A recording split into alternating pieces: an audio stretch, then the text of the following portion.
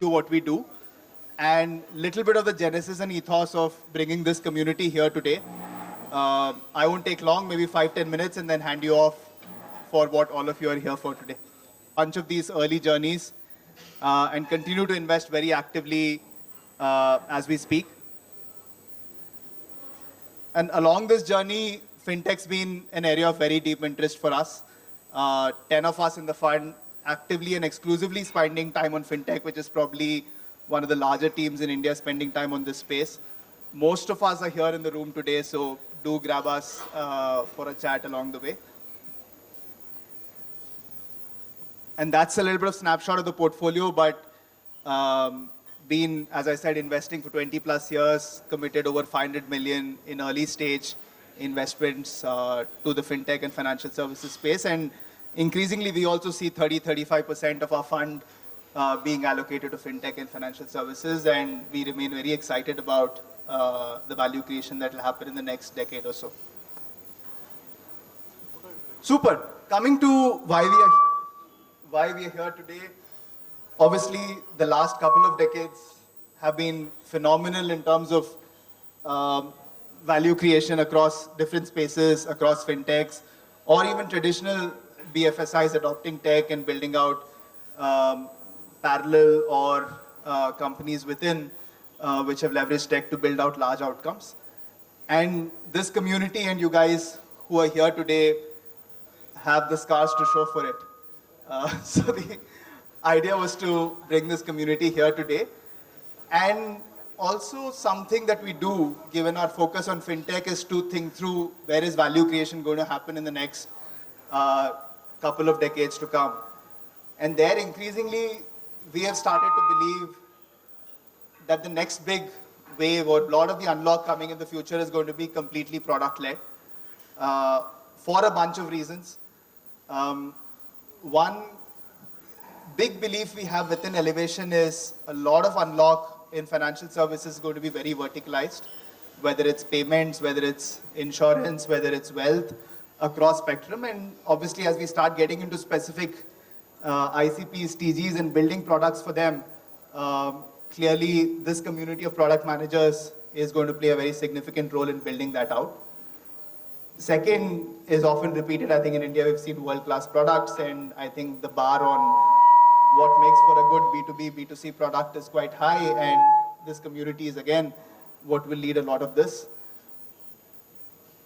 Again, fintech in India or financial service products in India have become increasingly complex to build with a number of stakeholders involved, whether it be regulators, quasi-regulators, banks, BFSIs, a bunch of other infrastructure that you need to bring out the magic together. So again, we feel product is going to lead a lot of that journey. Clearly, public infra is going to be another big unlock, and that's, we're continually seeing just the amount of innovation and focus that's coming in each of these spaces. And again, tying all of that together is going to be a big unlock, we believe. And also, we do think there is global opportunities in the fintech infra space, which again means basic product and tech becomes table stakes almost to win that battle globally. So overall, we do think this community, fintech PMs, are going to lead a lot of the value creation in the couple of decades to come. And as we thought of fintech becoming more and more specialized, we've started to realize that there is a lot of inherent tribal knowledge, a lot of learnings, a lot of questions that this community can take away from each other. So today is a small attempt to start bringing this community together. Hopefully we'll bring this out in different avatars going forward. But idea is to kick this off, and today we'll start off with a quick panel and then be open for all of us to have chats together and keep these conversations going. So very quickly, I will get my panelists on. So Brijesh will be anchoring a lot of the conversation today. I don't think Brijesh needs any introduction. He's led product and growth at FamPay, Dunzo, Hike, InMobi, pretty much big names that all of you recognize. And today, he's building a product, which I'm sure he'll talk about, but he says that's to replace himself. But till that happens, I think we all have our jobs, and I'll let Brijesh take over and introduce everyone else and get the evening going from here. Awesome. Thank you so much for coming. Hopefully this will be a fun 1 hour chat for everyone.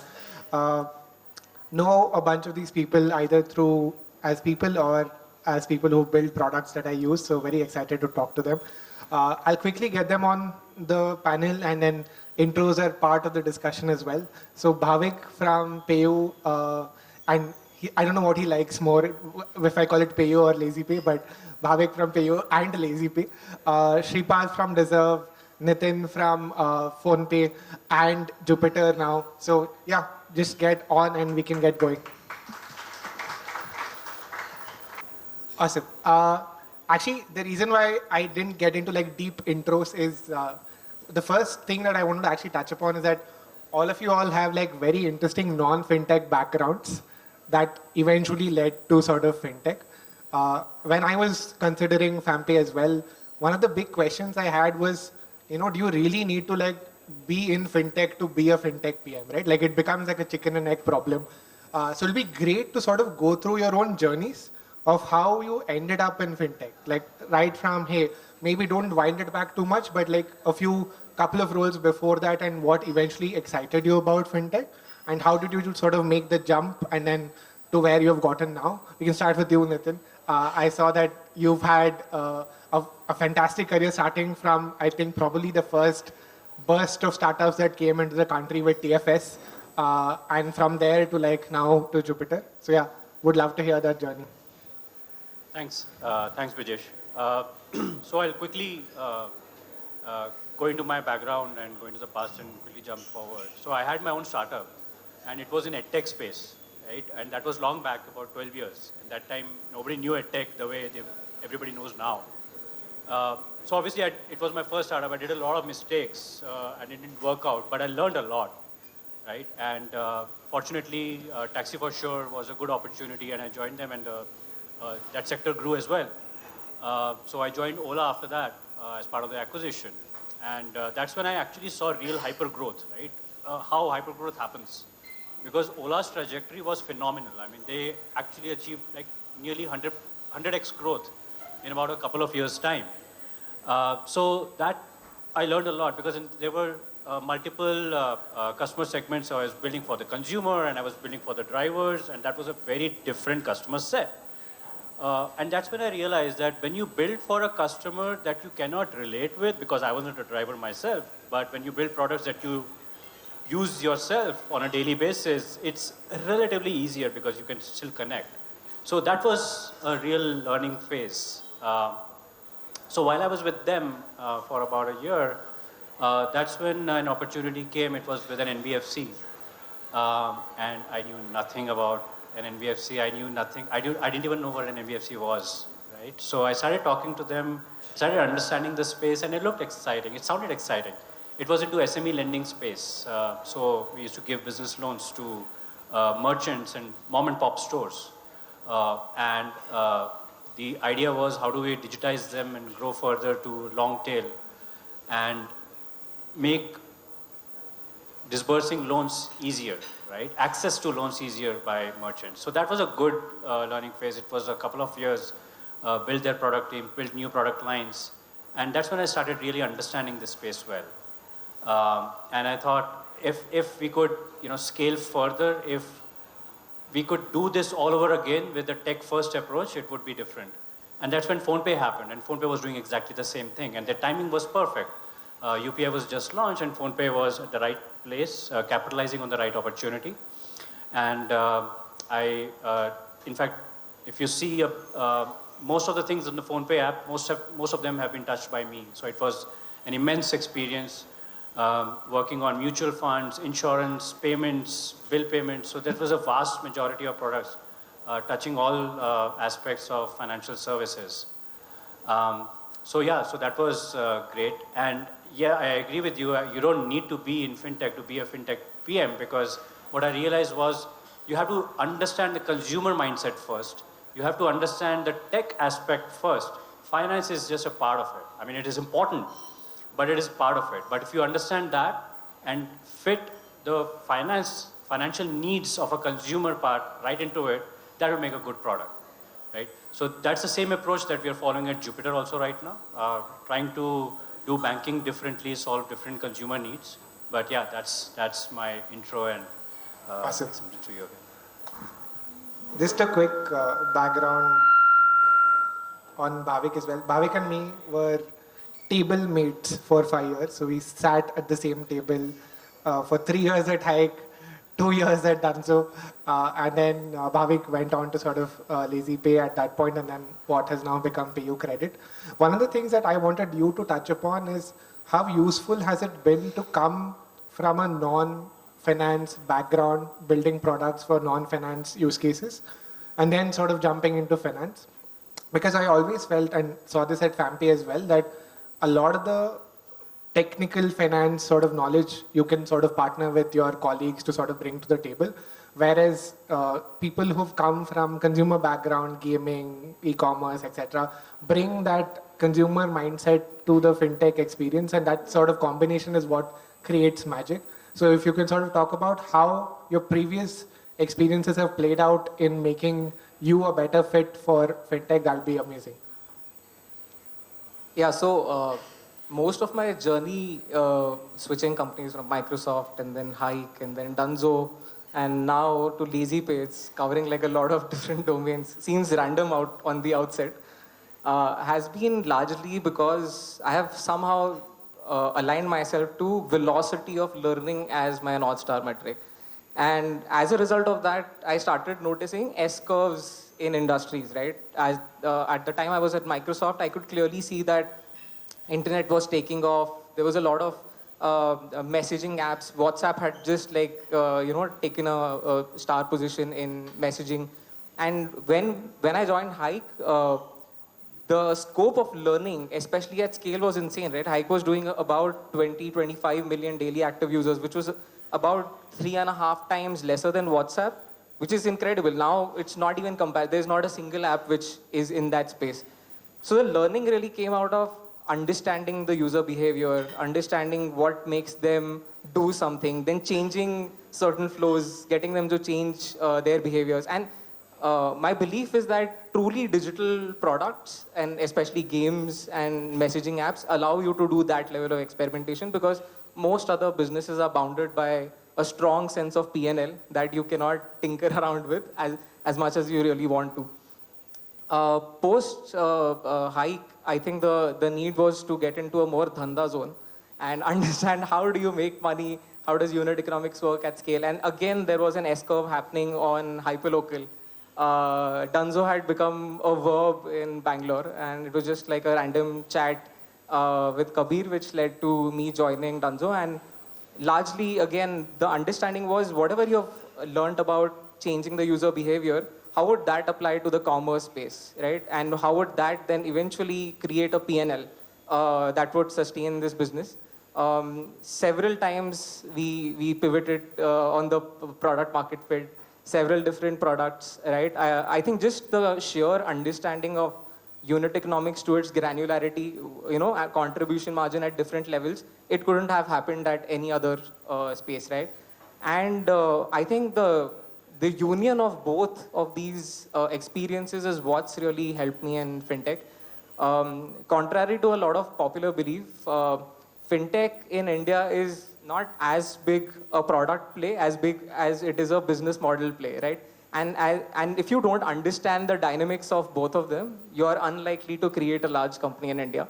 And these experiences led me to choose LazyPay at that point of time. LazyPay also happened out of the S-curve that BNPL, everybody was building something for BNPL, right? And but to start off with a product market fit about 100K users, doing about 8 transactions to 10 transactions a month, and then having the entire space to see that the moats are there in the business, the opportunity is there, the distribution is there. How would you now grow it to something even larger? How do you now grow it to a 100x level? That was the whole gig that attracted me here. And I'm happy to tell you all that from me joining in 2020, where we were negative by a very large margin, and this year we broke even at a 3-digit $1 million revenue, which is like a huge achievement, if I might say so myself. And during this phase, there were many such pivots that, again, my previous knowledge at Dunzo and previous knowledge at Hike helped me tremendously. It helped me sort of break the inherent biases, that, hey, banks mein to aise hi chalta hai. Transactions to aise hi chalte hai. And I had to challenge them saying, why shouldn't we try this out? Why shouldn't we build this out? And there was and those discussions have led us to create some really interesting products, which we'll talk about later. But yeah, I think the entire play between different domains was super profitable for me and for LazyPay. Awesome. Sripad from Dezerv. Thankfully, I've got Sripad right next to me because I'm a big power user of Dezerv myself. So all evening, I've been bugging him about a bunch of things that I want in the product. Even your journey has been super interesting. You came from UC.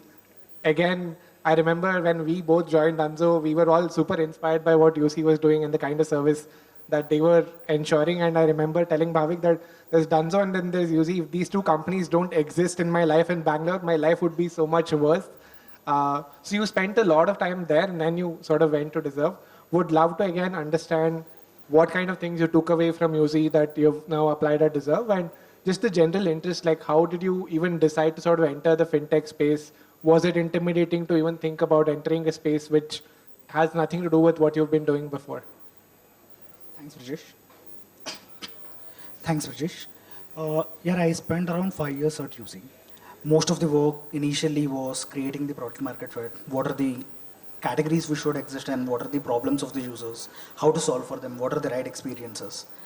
The biggest learning during those 5 years was identifying white spaces and building for new category creation. That was the biggest learning for me during those 5 long years there. Post UC, I actually stepped out to create my own startup in commerce space.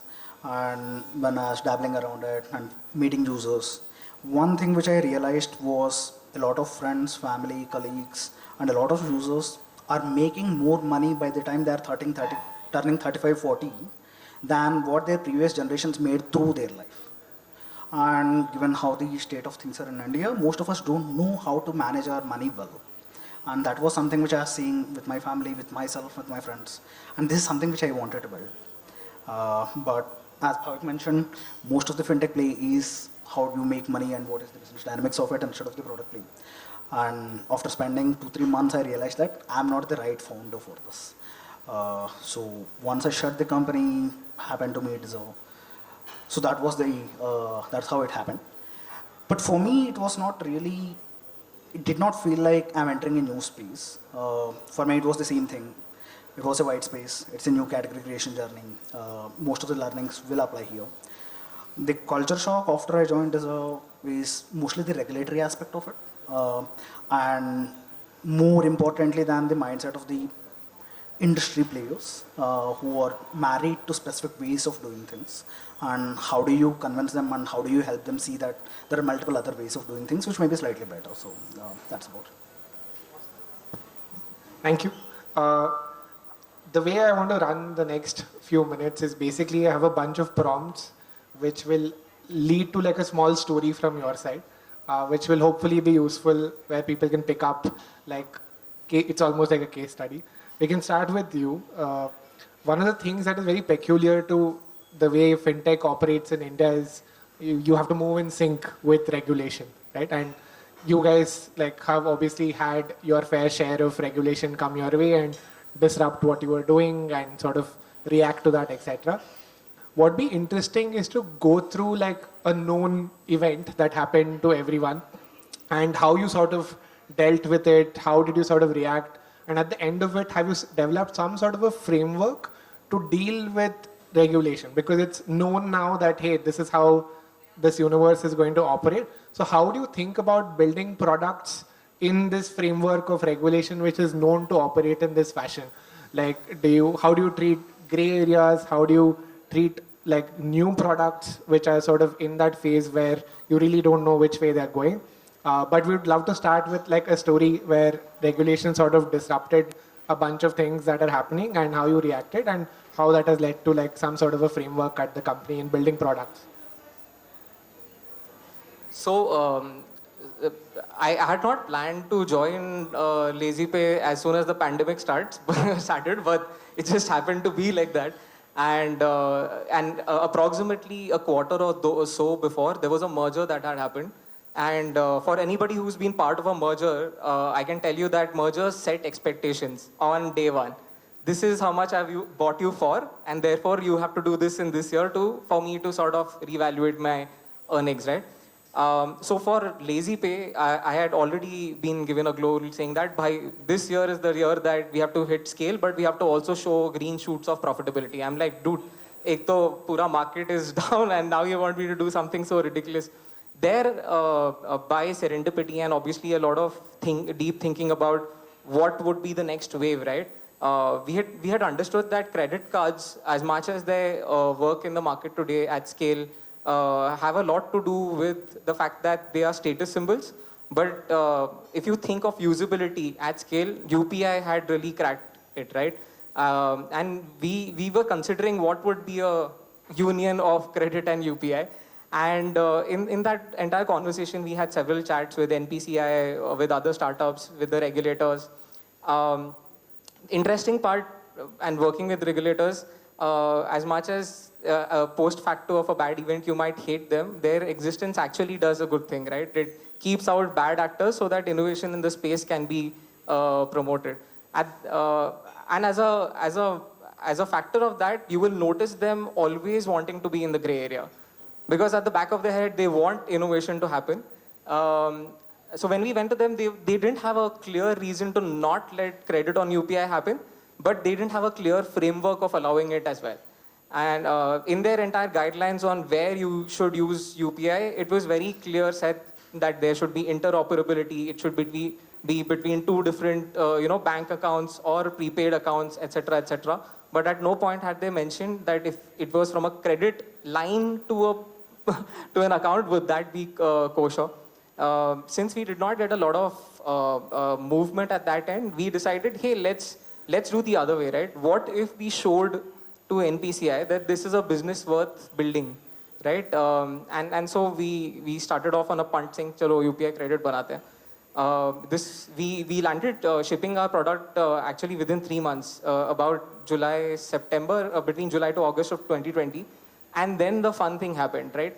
Our hypothesis actually played out. And within 6 months of launching the product, it was contributing to about 90% of my business. And it became such a news in the market that you saw a shit ton of other startups follow suit, because the product itself wasn't like massively differentiated. You could put a credit line behind a prepaid piece. In fact, Jupiter also had done Bullet at exactly in the 2021 zone right after LazyPay and managed to get scale. Now, interestingly, here's where the story turns. And NPCI says, no. This was all cool. And now that y'all are all, managing to hit scale, let's regulate it. And we were like, sure, let's sit on the table and get it done. Instead of co-regulating, they ended up saying, let's stop it for now. Let's go back to the table. Let's write down the details and then come up with a product which is far better. At that time, we had to stop the entire development, and it was a huge bummer, like to lose that big a contributor and aha moment in your entire product lifecycle. This happened again, by the way, in 2022 for us when they shut down the card business, and didn't only help affect us. It was Slice, Uni, us, and we were doing that business at scale as well. So the question is, how the innovation is clearly at that cusp, but how do you really make a choice? At that point, 2 parts of the framework. Number one, understand the regulator slightly better. Like I started off in 2021 coming from consumer internet thinking that growth karna hai, hack karke, I have to get that hockey curve. But now I realized, understand the nuances in those letters, like understand, get a legal guidance, make sure that you have, you work in the regulatory sandbox, you talk to the regulator often, make sure that you understand the difference between the letter of the law and the spirit of the law. And anybody who has been in the lending space would know what this means, right? Even if you can defend your product in the court of law, you can still be stopped by RBI from building it out. So you need to understand those nuances. So largely the framework that I have now realized that works, understand 2 metrics in your business. Number one, risk. and number 2, opportunity. And risk has several flavors. There is operational risk, meaning that if you are playing in such a white and black zone that RBI has clearly laid down, you may get shut down, which is like the biggest risk that a business can potentially have. You can have financial risk, you can have potentially brand risk, and so on and so forth. The more detail that you are in detailing them out is great for you. Second is opportunity. Why would somebody want to do UPI credit or on card on prepaid rails, even if RBI has not written it out? It's because you understand that the early bird gets the majority of the users at very low CAC and then build from there. You hit velocity, right? And also you back yourself to co-create with the regulator. If you do a 2x2 of risk low high and opportunity low high, what you will realize is that you obviously don't want to play in the low opportunity game. So there are 2 areas, low risk, high opportunity, and high risk, high opportunity. And there I think the nuance comes into play. So in our case, for example, low risk, high opportunity was CKYC. Right? If you look at the changes that the regulator has made in the master directions for KYC, they have clearly not said CKYC is not kosher, but they have clearly said that offline KYC with the document verification is kosher and video KYC is kosher. And that's how they like to play, right? They've kept everything else grey. They've not said what's not cool, they've said what's cool. And so a bunch of people have said, chalo, CKYC को cool मान के चलते हैं, कभी फटेगा but handle कर लेंगे. So at that point, we have basically said we know how to migrate users from that interim state, understand their behavior and get them to do video KYC. So by that logic, it's low risk. But in this case, the card on PPI was high risk. And it led to now what's the case in the market. So if you could lay down your bets, your features, your business in this 2x2 quadrant, I think it makes your life slightly simpler on taking a punt. Right. Thank you, Bhavik, for the super candid. I hope all of you keep that story to yourself. I don't know they're recording it, but still. Cool. Nithin, on you, one of the most interesting stories that have almost become like a legend in the fintech space is how PhonePe came from behind to sort of take over Google Pay in volumes, right? And we've all heard like outside in stories of how that happened. You, I'm assuming, saw that happen right in front of your eyes. Would love to understand how the thinking was when you guys said, hey, this is what we need to get done. How did you pick what you need to focus on? What kind of research went into it? And what kind of tactical stuff happened to actually make it like happen over a very short period of time? It wasn't even like too long. It was, I think, within 18 months, it was completely flipped, that nobody was using Google Pay and everybody around us was using PhonePe. So just that story would be really interesting to hear from you. Sure. So yeah, that's true. It was a rapid growth all in the last 5 years. Yeah, there was a time when majority of the people in tier 1 cities were on GPay, and PhonePe was considered a tier 2, tier 3 product, right? But now it's more widespread and it has become a household name. So I think if I look back, there were a lot of things that we did right, and of course it's always retrospective. And if I see them as the right things to do, I take them as learnings forever, right? Whether fintech or not, it applies to every domain. But payments specifically, right? I always tell people, and that is what I've come to know, what is the best experience in payments that you can build, right? What's the best experience? The best experience in payments is actually no experience at all, right? Because payments is the most boring part of every transaction. You open Amazon, you like browsing through stuff because it gives you a rush, right? You like things, you like books, you go through fashion stock, right? And you add to your cart, and that is where your win is as a consumer, that I've just added to my cart, so I just got it. But the last step of the transaction is you have to pay. So that's the most boring and unintended part of the transaction. So the best experience is no experience at all. With that philosophy, we said that forget all the frills. We don't want to build any engagement at all. We don't want to make users spend time on the app. In fact, we'll go anti that. Let's make the user do what the user has come for as quickly as possible and go away. Right? So it's a very utilitarian approach that we took.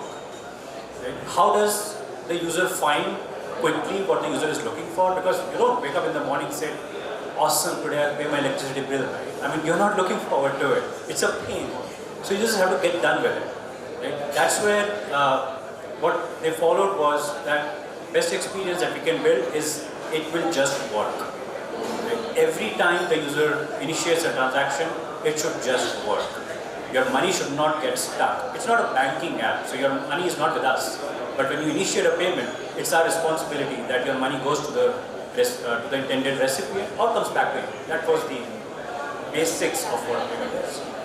So it should just work. So we invested a lot on technology. We invested a lot on building the experience that it should just work. And that took a lot of time. Can you tell us like a couple of big changes that you had to do to make this happen? So there's a bunch of things, right? One is on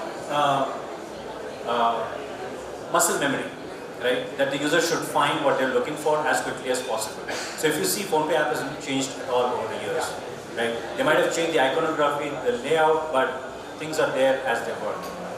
The second is, as I said, it should just work. So I'll go deeper into that. What are the technical changes that we did, the investments in technology that we did. And the third was customer support, not just customer experience, but customer support specifically. So if you have to envision scale on day one, right, you cannot deploy a lot of people for support, right, because you're serving the entire India. So that's the difference in approach that you take, that if you're serving the masses, you have to automate customer support, and it has to also, again, work. So a bunch of stuff that we did was, see, money is not always in our hands. Right? There are multiple actors involved. There is NPCI, there is a beneficiary bank, there is a recipient bank, and you never know what can go wrong. Right? It's not in your control. What we can do is go deeper into the stages of money, understand where money is, and give that transparent information to the customer. Right? I mean, it's a very lazy approach to say that something went wrong. Let me figure out what to do, and we'll come back to it. It's easier, right? But what's difficult is to really understand what has happened and to give customer the transparency, right? Is HDFC down? Is UPI down? Is SBI down? What's wrong? And when will I get my money back? So this was the second step, right? Now, first was transparency. Second was assurance, right? Your money is not going anywhere. I'm visiting a grocery store, right? I'm standing in front of the cash counter.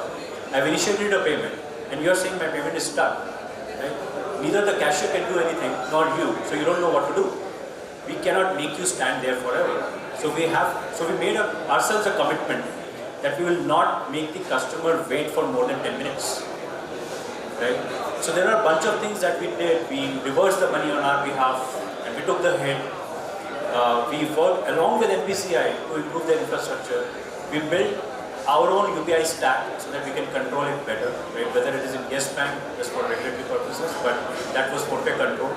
So a lot of technology investments went in, right? And control went in.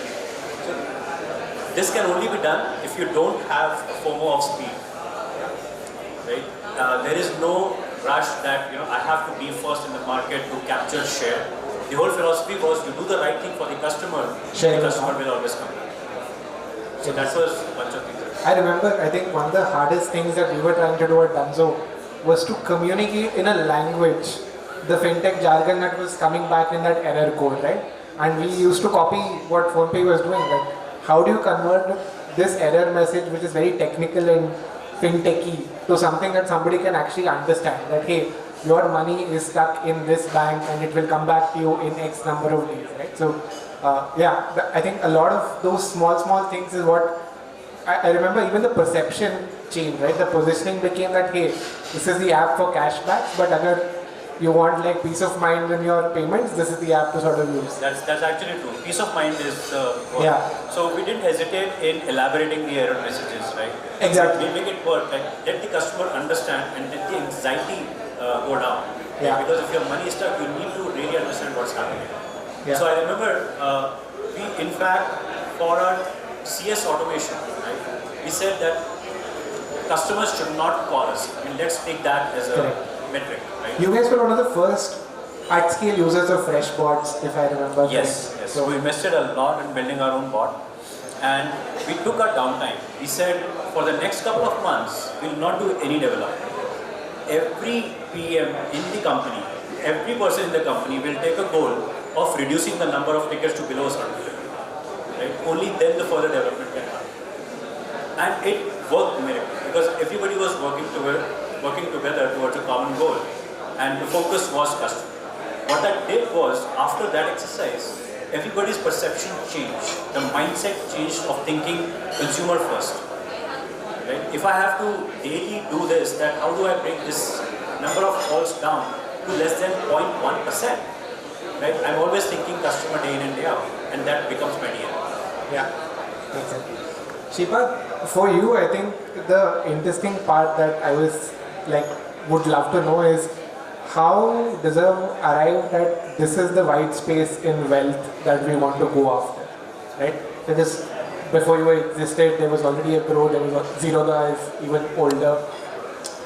Would love to hear the story of what was the insight that led to, hey, this feels like an underserved use case / market, and this is what they need to sort of go ahead and like start finding value in our product. So it has actually happened during the pandemic with the founders. So the founder is an IM B grad, been in the wealth management industry for 15-20 years by then. What happened was during the pandemic, one of his colleagues, who is a partner at a large consulting firm, reached out to him, asking him what to do with his money, given the market was down significantly in March.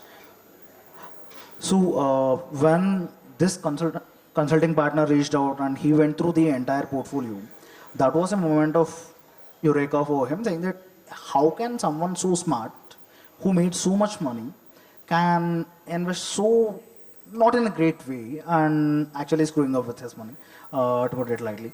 So that was when they realized that the HNI segment, people with 100 crore, 2000 crores in India, have serious professionals hand-holding them every month, every quarter in managing money. But successful professionals don't have it handy to them, and that's what they wanted to bring it down to. So the use case was that, hey, there are like these not too HNI, but somewhere in between. Those people have a significant amount of capital to deploy, but they don't have the services of a full-time like wealth manager. They're not that rich yet. So there's that gap. That's great. How did you arrive at what is the product that would sort of resonate with this class of people? So what happens in this segment is we don't think of investments every day, particularly these people. All of us are busy with our own daily lives, the problems which we are solving for our users or for our businesses. Most often, the one insight which really helped us was to identify that even though we don't think of our money every day, the time we think about it, we really, really want to know how I'm doing, is my money doing well, and I have innate curiosity to understand more deeply about it. The problem is most of us lack the understanding of getting to the answer ourselves. So that's what we started building, helping users understand how their portfolios are doing, consequently helping them sort out their investments, and if need be, they can take help from us. That's useful. Coming back to you, one of the other interesting case studies was when LazyPay was LazyPay and you were in the checkout pages of every large app that most people were using. One of the hard parts to do in fintech is differentiate, right? Like, because the core infra, I remember at some point joking with somebody on UPI that, what do you differentiate Sabka infra is Just Pay. Like, at some point, everybody was running on top of Just Pay and you really didn't make any sort of like delta experience change in that sense. So when you were building LazyPay or any of the experience that you were building, how did you sort of incorporate like any sort of differentiation in the product, especially in BNPL, right? Like I think you guys were there, Simple was there, and a couple of others were also in the market. How did you think about differentiation, not just in BNPL, but maybe also largely in fintech? How do you do it? So on BNPL specifically, what you notice is that the chatter is largely Twitter driven, not really in numbers, right? If you were to check the percentage of transactions on every large quick commerce platform, the percentage that BNPL in totality drives would not be larger than 5% of all of their transactions. So you would think to yourself, what's wrong? Why is this exactly happening? It's because all lending businesses suffer a pain. It's called approval rate. This business is not growth driven, it's collections driven. You need to understand who can you really lend to. And so when you start putting that as a lens of building your business, then the amount of data that is available to make that choice becomes the way that you grow your business. So predominantly again, and I talked about how business models and the way you think about it sometimes becomes slightly more important in certain spaces than UI or UX. In this case, it was underwriting. And we had to understand, if we go to a Swiggy, can we have a decent discussion with our counterpart saying, मैं तेरे 100 users में से 70 को underwrite करूँगा. And it's not a mean feat to say that to Swiggy at the scale that they are, right? For that, we had to go back and understand how would we be able to create models which work on thin data, right? Here, obviously, we struck gold in the sense that we are part of the PayU family. And we understood that an intent of a transaction is as good or probably as good as an indicator of your credit worthiness. So we created this credit model layer which is multi-layered, which is almost like 5-layered as of today. At the base sits the model that we have created on top of the PG data, and we have data for about 400 million odd Indians. With that data, we are able to easily create what we call segregation, or we call them deciles, basically a set of risk categorization which tells us who to underwrite, how much, etc. Exactly the money, and we can do this purely on the basis of the mobile number as of today. So we don't need to have the user having done a transaction also with us. On top of it, I think the major innovation was asking the partners to integrate us pre-checkout. I remember. Yeah. We had to do that at Dezerv as well. Yes, and the reason we were trying to do this was we were aware that you would always suffer a problem of the percentage of the total transactions that are on the platform, and your number would be low, right? But how would you know who to underwrite basis their behavior on the app? So we said if we integrate pre-checkout, we start to see what the user is doing on the app, which products are getting added, what's the size of the basket, how often do they come to the app, etc., etc. So eligibility became the second piece, and we built like a massive model on top of it. The third one was very interesting. The third one came across from a random conversation where we were saying that offline, how do people give loans, right? Like you enter into a money lender's office and he's like, "Arey, tu uska bhai hai na? Chalo, matlab tera rate of interest kam kar dete." So bird of the same feather flock together wala concept we took, and we started thinking, what would something like this be in the digital space, right? And the answer was a graph model, like where you could like overlay everybody and understand their interconnections with each other and start inferring that, hey, all credit-worthy people, do they stay together, or fraud people, do they stay together, right? And so we started sort of uploading the address books of a lot of our users, and as of today we have a graph of about, I would say, 350, 370 million users. They are connected with almost 3.5 billion connections, right, to each other. So we can now start seeing these, congregations of people in similar areas.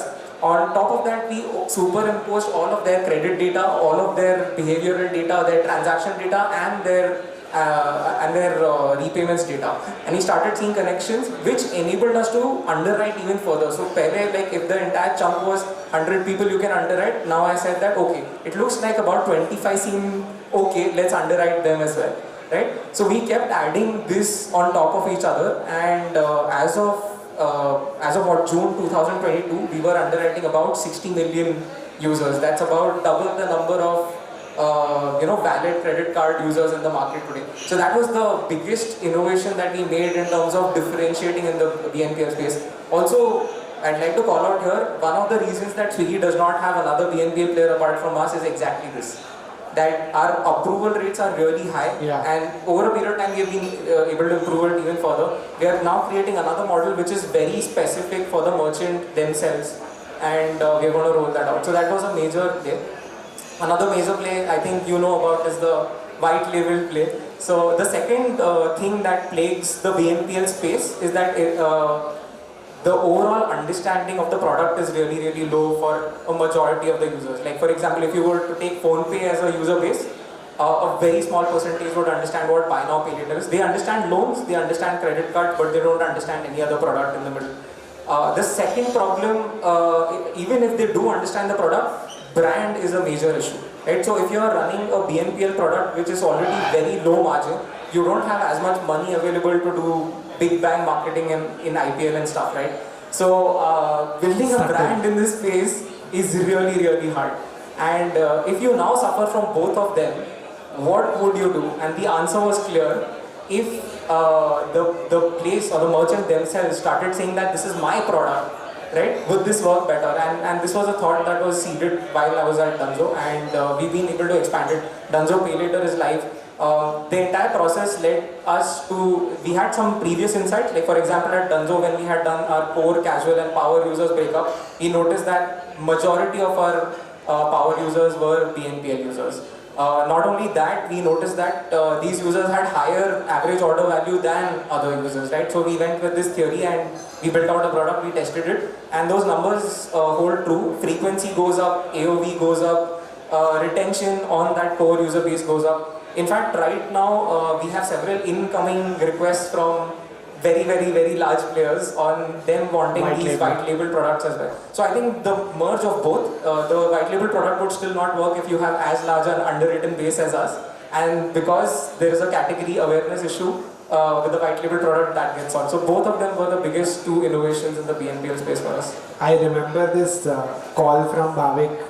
Bhavik had just left Dunzo and I was still there, and he had moved to LazyPay. And this is how you use your PM network to sort of get things going. He's like, hey, listen, tomorrow can we rename LazyPay to Dunzo Pay Later and see what happens? And I'm like, huh, sure, why not? And next day morning it was live and it doubled the number of people who were using LazyPay within like days. So yeah, that's very cool.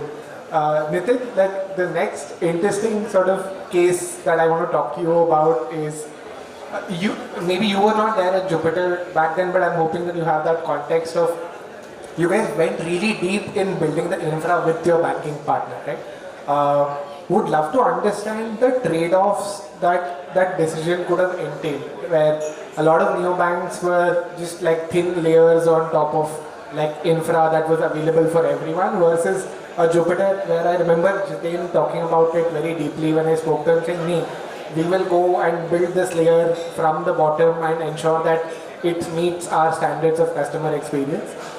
How was that decision sort of taken? What were the inputs and whatever, like things that were discussed before that decision became like finalized?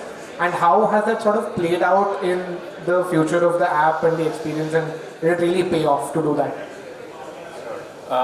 So yeah, there's a lot of dependency on the bank's tech performance for us to perform better, right? For us to deliver the same customer experience that we intend to. Banks have also matured over time, right? I remember we, at PhonePe also we tried something similar, and it didn't pan out, it didn't see the light of day because banks were not ready. Their APIs, they were comfortable with APIs, but they had never exposed their APIs externally. And that was a big deal. Right? So which is where the tech overcomes the fin part of fintech, right? So you have to go really deeper and work along with your partners to elevate them as well. So we work a lot along with the banks to develop their own infrastructure, but that didn't work out. And when Jupiter tried, probably by that time, Federal had matured, seeing other banks' learnings as well in the ecosystem, including the likes of Axis and RBL, which was the most forward banks that were considered in the ecosystem. So Federal had matured, and Federal was very open to do this kind of pilot as well. Of course, I mean the commercials and the financials and the model was part of the decision-making process as well. But the performance was important for us, and distribution was important for the bank, right? Bank did understand customer experience is important and you will be building that layer, but eventually what they wanted was funded accounts, right? That's what matters. But to create a funded account, what we wanted to give customers an experience was that, can you open a bank account in 5 minutes sitting at your home, right? And for that, and that was a big deal. Today, probably it is seen as something normal because opening a bank account is also seen as just registration on another app. But it was a very, very big deal at that time for the banks and for our users, and which is why there was an initial surge of adoption from early adopters on both Phi and Jupyter, which were the early entrants into the space. So opening a bank account in 5 minutes required a lot of information exchange between the bank and us, and also understanding of the regulations of what data can we store and what data has to be stored with the bank. Because unless we are owning the consumer, unless we are owning the customer, there was no point building that layer. Right? We won't be able to reach out to the customer, we won't be able to provide that sort of customer service or customer support that we intend to, because we won't know the customer. So that was important. We went into that sort of detail. What part of personal information of the customer can be stored and what has to be shared with the bank. Then comes KYC, which Bhavik also briefly talked about. It was in flux, right? And opening a bank account required only one type of KYC, which was video KYC. If any of you have been through the journey of video KYC, would understand the pain, right? It is a very painful process, and just for a moment, in a brief, for about a month or so, CKYC was seen as the saving grace, and for banking specifically, and there are multiple regulators. There are a bunch of regulators sitting in fintech, but RBI is the hardest and goes always with the customer first approach. So just for a couple of months, CKYC was opened up and we launched, and then we had to shut down. Came back to VKYC. So we invested a lot on building the VKYC infrastructure as well, the physical infrastructure. Agents were sitting behind the desk, right? The terminal that the agents are using. Right? So it's not just digital. What goes as digital for the customer, there's a lot of operational work that goes behind. Right? And we had to manage, right, how many seater desks would be available for managing the scale that we intend to achieve. How do we ensure that each call gets completed in about a 2 minutes time? How do we ensure that the waiting time that the customer sees on the app is reduced, and all the communication between the bank and us is received instantly? Right? So anybody who has integrated APIs understands the concept of a callback. Sorry, I'm going a bit technical here, but there's a story. Right? So you send some information to the bank and you expect a call back within a certain period of time. It's not federal. There was another bank that we were working with long back. So we said we'll wait for the call back for 5 minutes, but within that 5 minutes, if it doesn't happen, then we'll send you another request for status update. So we were debating that what should we do, and we asked the bank, what should we do? They said, you can just call us. Right? So that was the state of understanding of the banks at that point, and they have evolved a lot. So yeah, it's the infrastructure, the ecosystem also has to evolve for you to deliver the right customer experience. That's hilarious. I remember when we were doing video KYC at FanPay, one of the hilarious things that we had to do was we had to negotiate with an agency who was doing video KYC for us, that hey, we will not have any KYCs happening between 8 AM to 3 PM. Because some bache school mein, right? So we had to figure out a way where they wouldn't charge us overtime, even though the KYCs were happening after office hours technically. No, all our users are only going to be doing KYCs after 4 PM, so you have to support that use case. But yeah, a lot of fintech is about also understanding and empathizing with these operational and procedural challenges that come sort of along with the product. Just slightly shifting gears on just being a PM in fintech and specifically with you guys and what you're doing. Sripad, just one of the curious things I've always sort of thought about is that your founders have actually been in the finance industry for a long, long time. So one of the questions I had was, how do you balance experience that comes from people who worked in finance, maybe not fintech but finance for a long time, versus the traditional what we are taught as PMs and how to sort of go about making these decisions. You're in between, you're the man in the middle now. How do you sort of go about having these conversations internally at Dezerv? So there are upsides and downsides of experience. Experience brings an definitely it brings us an edge with the founder's experience on how to monetize, how to deal with regulators, what are the things which may or may not have worked. But the beautiful thing is, in most of the categories, user behavior doesn't change, even if you're an offline player versus an online player.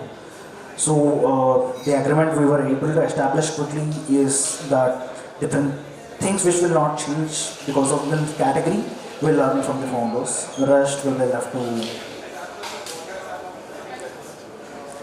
examples of the things which don't change are actually multiple. The way people think about money and the level of trust people show while engaging with people will remain the same, even if you are sitting in front of them or on a Zoom call, or if you are engaging with a digital product. Simple things as the kind of, I'm not even, actually most of the things stay, most of the behavior stays the level of curiosity they have on how their money is working, the level of questions they have or the mistrust they have remains exactly the same. It's just the nuances that change.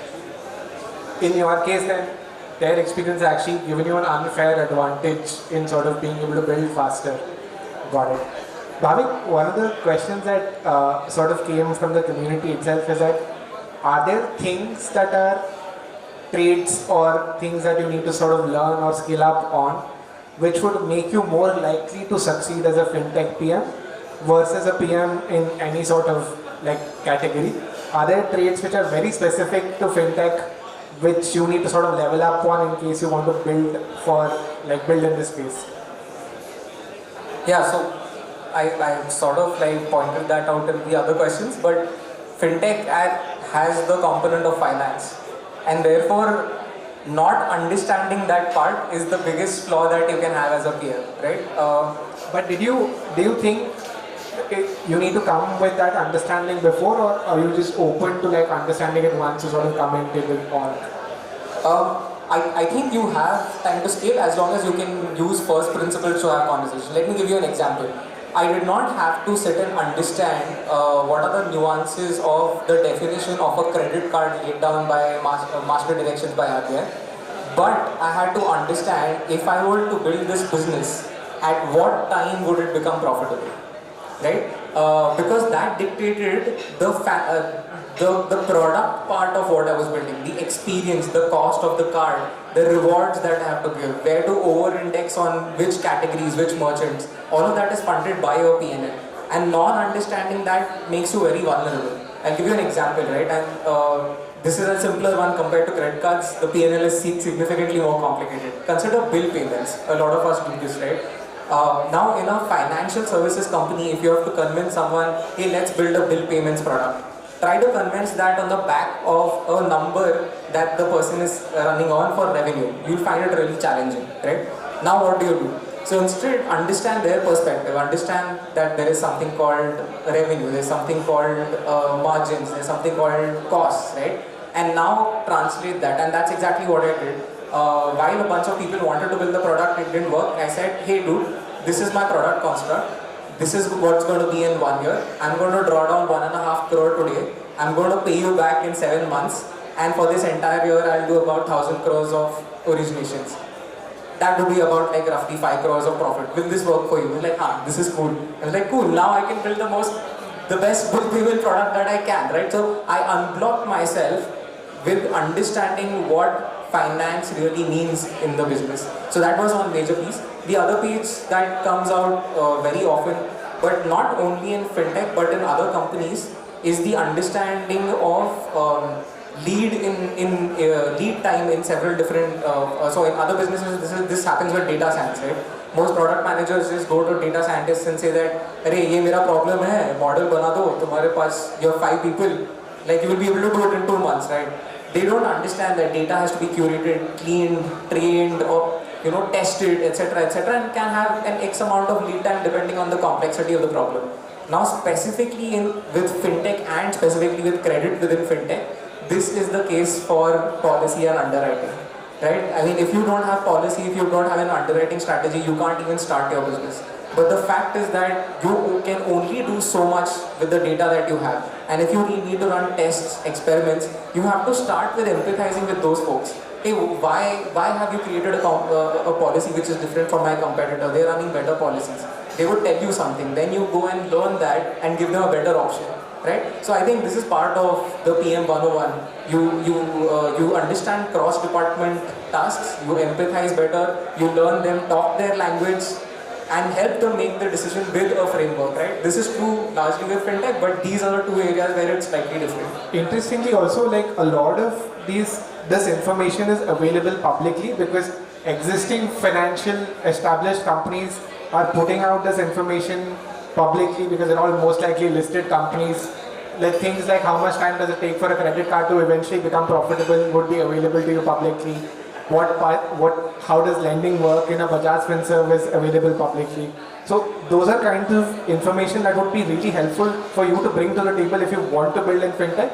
Then your only question is how does technology make this business a lot better than what it was before versus questioning, like he said, you can't, some of these things are immutable, like some of these things are like set in stone which you can't do anything about. Technology doesn't change that.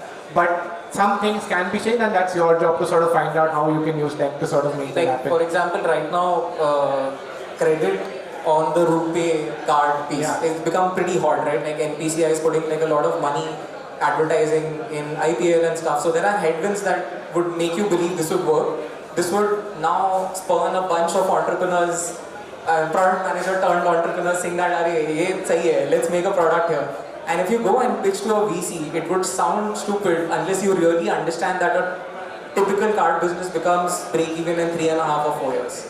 And at what scale also, targeting which segment. When you form these rewards, why would they not take this card, that card? So if you don't understand the maths behind it, no matter how fancy you make your app, your card, or your GTM, it ain't gonna work, right? So this is an example of how it helps in fintech compared to other domains, I guess. Yeah. Nithin, you're the last one on the mic today. So just wanted to understand, you guys have done a bunch of pivots, like you've launched a bunch of products. There was Bullet, there was the original Jupiter app. Now there are salary accounts that are coming out of Jupiter. Can you tell me a bit about how does the research process work?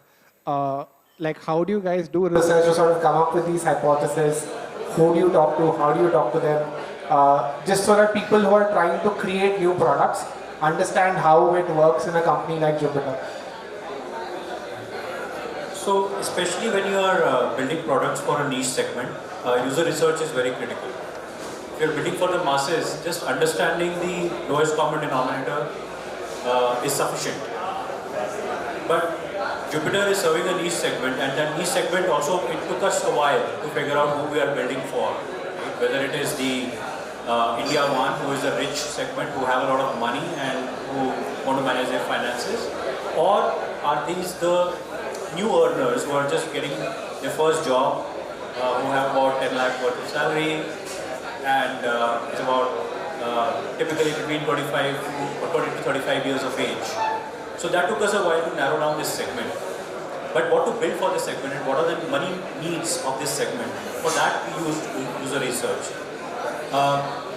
And typically, see, initial bits when you're just starting up, it's more of your own understanding and your gut feel that makes you go in a certain direction.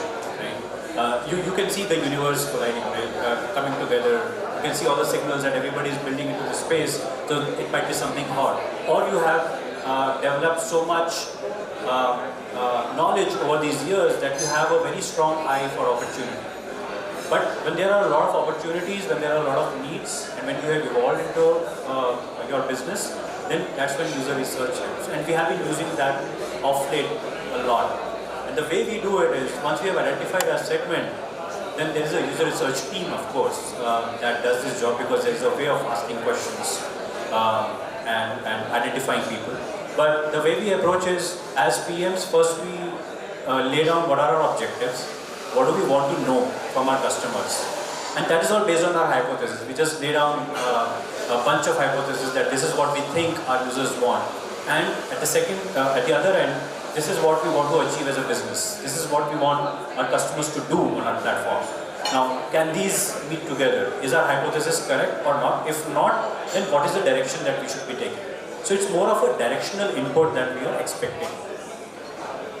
And then that's when the user research team translates these hypotheses to a bunch of questions, identifies a set of users from those cities that we identify are our target cities, and recruits them. Right? And then there is a bunch of methods. We call them over for a group discussion. And no PMs are allowed in that group discussion because we are always biased and heavily biased. Right? We see those recordings live, and we see how these conversations happen. What do these customers respond to? Right? What are the keywords that these customers respond to? And there is also an exercise where you say a word and then you respond to whatever the related word comes to your mind. Right? So when I say salary, what comes to your mind? When I say independence, what comes to your mind? When I say father, what comes to your mind? So there's a bunch of insights that come out. Right? So recently, for example, which we didn't think about, our users were looking at managing money. They want to understand money, but at a household level. Okay. They don't manage their individual money. Right? So I could relate with that. But this came out very strongly from a lot of our customers. They said, you can show me my money insights. You can read all my data. Based on that, you show me my insights. I understand that, but it is not helping me because these expenses are for my family. Got it. So the incoming money and the outgoing money from my account is for the family. So I want to see the family's expenses as a whole. So a lot of these insights do come out, right? And then it's up to us to choose what is the direction that we need to take. So when you refer to the bunch of pivots, I think some of the pivots were because of the regulation changes, but the recent, I would call it an evolution. We started off with a bank and now we are evolving into a direction of helping people manage their money better. So that's an evolution. And that evolution is based on the user research and insights that we do. I remember Jupiter was one of the first few companies which created this massive I'm still part of that group. And Jiten himself would sort of respond to people on that group. Thanks. I think all of us were on that group. Thanks for bringing this up. And it's actually very unique. And coming from PhonePe, I find it very exciting. And it's very useful. So so just to give everybody a background, so there is a community that we have. It's sort of like a Reddit subgroup or like a Slack group. You can call it something similar, right? And these are the users who are very closely associated with Jupiter. And they want to contribute to the development of Jupiter, right? So that's a very cream set of customers that we have. So the way we use them is, of course, for feedback. So whatever features we launch, something that we launch, we roll them out to our community first, get early feedback, and they're very candid. They give us very good feedback. And sometimes we ask them also what they expect, right? What is going on in the industry? What do they feel about PhonePe? What do they feel about GPay? Or even our competition as well. And they give very candid feedback, and that we take into account very seriously. So sometimes even a communication that has to go out to the customer, if it is critical,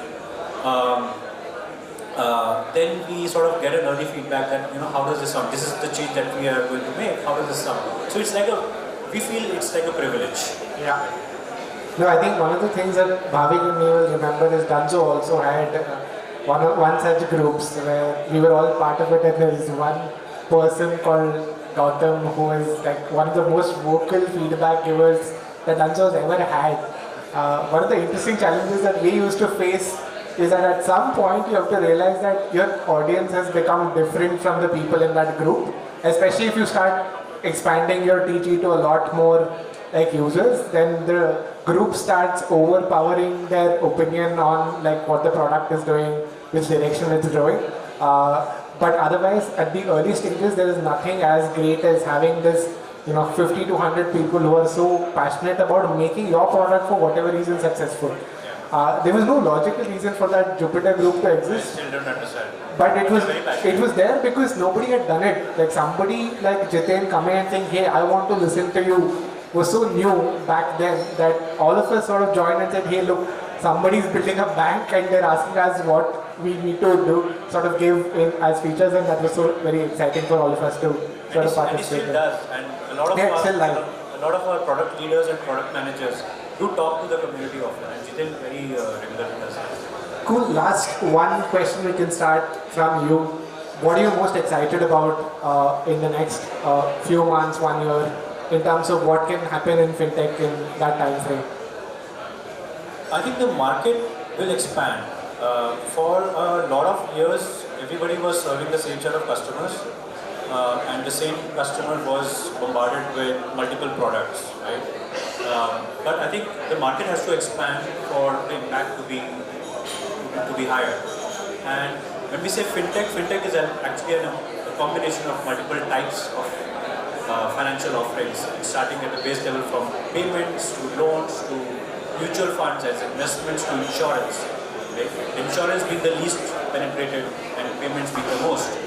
So I think if we want to succeed as a country, and the science is, we are seeing those signs, I think the market has to expand to the right.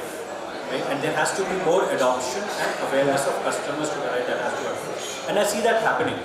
There are multiple reasons for this, and as he pointed out, NPCI is also doing some sort of marketing, and the mutual fund industry. They did a lot of marketing on mutual fund Sahiya campaign, and that worked out wonders. The number of investors, the number of demat accounts actually doubled in 2 years. Yeah. So that worked wonders. So if it moves to the right, that will open up a lot of opportunities as well. I think one more trend that is happening is the finfluencers, as we call. Whatever everybody's opinion, I think they are actually making everyone aware. Yeah, making aware of money. Right? Yeah. They are making people think that I have to be aware of my money. Yeah. Right? So that's a positive thing. No, makes sense. Bhavik? Yeah, so I'm super excited with the trends that the Bharat stack have created, right? Because of the amount of data that it enables in the ecosystem, several businesses become viable, which they were probably not today. Like I've been, in fact, in the last 2 months, I've talked to about 4 entrepreneurs. One of them is ex-Falway. About 8 to 9 months back, mutual funds data resided only with CAMS or Kaul. Yeah. And then MF Central came along and said that, hey, I will aggregate this all into an API and make it available through an OTP. And suddenly the biggest use case became loan against mutual fund. Correct. Right? And this would be so massive. And the reason behind it is again an insight into consumer behavior. Users in their head differentiate very clearly between this is my safe money, this is my play money. Correct. No matter how rich you are, you have a definition, right? And as long as you're going to keep their safe money safe, they're going to want to engage with you, right? Or grow their safe money. And this does exactly that. Your safe money is mutual funds, we will not touch that. But your play money is loan against mutual fund, this would work. So the trends that are coming through account aggregator, currently you have significant big banks on board, you will have mutual funds on board, you'll have insurance, tax data, EPFO, all of that coming as one API with one OTP that would make a lot of businesses viable. The second is OCEN, of course, Open Credit Network. The reason I think that is, if you think of the entire credit market, it's extremely large, and India, it's like extremely untapped, right? Retail market itself would have been in the last year about $400 billion, out of which the contribution of digital would have been in single digits, right? Yeah. So the way to go up is extreme as soon as you have more data available to underwrite, which means your CAC goes down, your distribution costs go down, and then more people get loans, right? And that's just retail, right? When you go into MSME and enterprise, that's even a larger market. Yeah. With the OCEN system, that would be solved massively. In fact, now I would think that if you're a PM or an entrepreneur, this is where you concentrate. I think in 2 areas. Number one, if you're in a large company, become an LSP, figure out a way that you can use OCEN to make other lenders adopt this network. You can create an entire lending business out of nothing. Obviously, it will take more effort than I simplified there, but that's one big area. The second big area is data aggregation and being able to generate insights. Right? So you have now all of this data available from AA, but not everybody would be able to make sense of, hey, what do I do with location data? What do I do with transaction data. Like a middleware one. Yeah, so if these companies come in on board, take all of these data sources, enrich them, create insights, the data monetization play over there is quite insane. And then I'm pretty sure you would see at least 3 greater than $100 million revenue companies only in this space in the next 3 years. So the exciting parts, one is around the creative framework, and second is the direction regulator is taking in wealth. The regulation has becoming, the spirit of the regulator has been very clear. They want to remove the friction, they want to remove the opaqueness, and that is something which is helping us significantly. For example, opening a PMS account, which is an investing account type, needed a 72-page document with 40 plus signatures to be done physically. And power of attorney needs to be given with a FedEx signature.